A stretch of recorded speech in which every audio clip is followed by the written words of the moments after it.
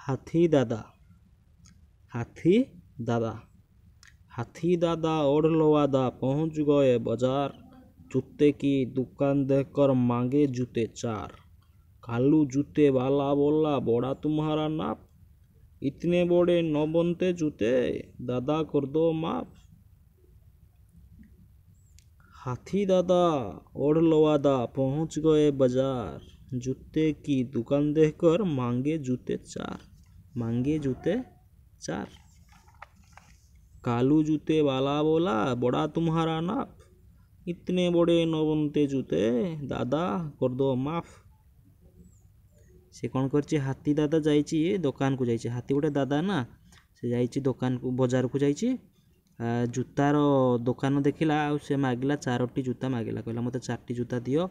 से जूता वाला ना कालू थिला। से कालू जूते वाला कहला तुम्हारा गोड़र माने माप अधिका यही साइज रो माने जूता तैयारी हो नाही।